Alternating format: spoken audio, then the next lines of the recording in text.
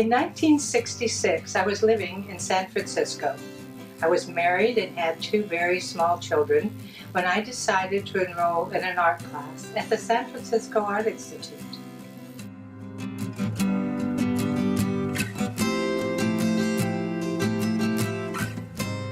Little did I know this would change my whole life. Just by chance, my first class was with Bay Area visionary artist Norman Stiegelmeier.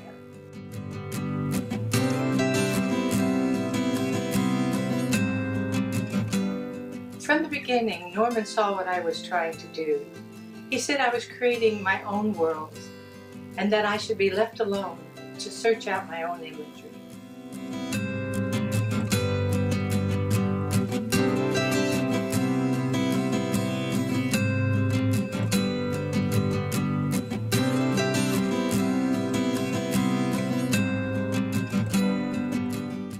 My paintings begin with a ruler, a piece of paper, a pen, and a television.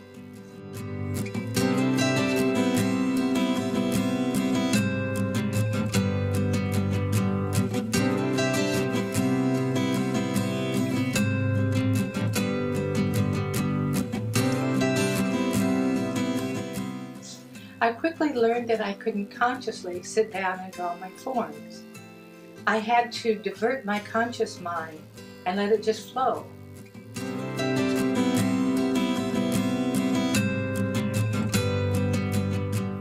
After a period of time, the drawing would begin to take on a form and it begin to tell me what it was about.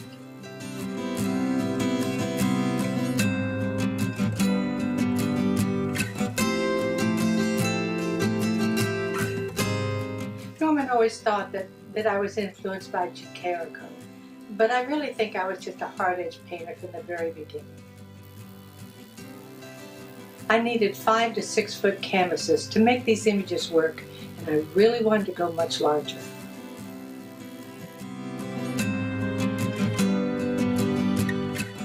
Al Held and Stella were artists that I really looked up to at this time.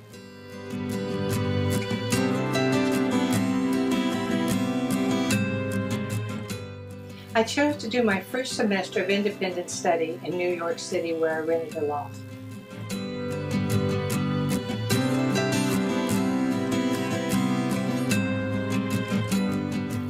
I met someone who worked in the shipping department of the Marlborough Gallery. He would let me in the back door and I could pull out all kinds of wonderful paintings. That's when I discovered Mark Rothko. I still remember the first time I really sat and looked at a Rothko painting. Family concerns kept me from finishing the graduate program, and I returned to San Francisco.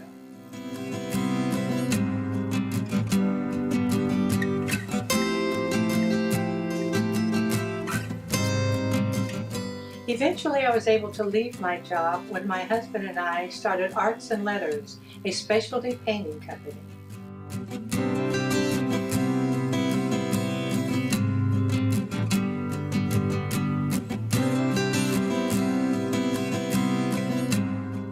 When I began painting again, it was as if no time had passed. I just picked up right where I left off.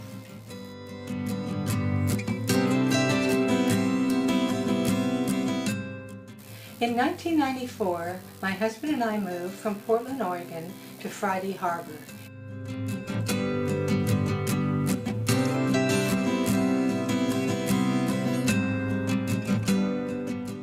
It was here that I first began painting floor cloths, art for the floor, actually painted canvases well sealed with varnish.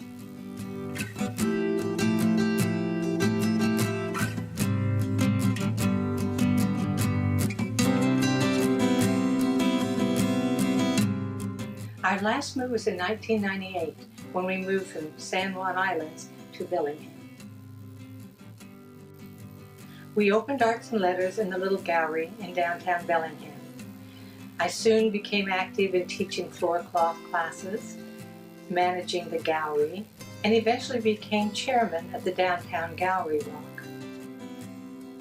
A few years later, I rented a studio on the waterfront and began an intensive period of working on my painting.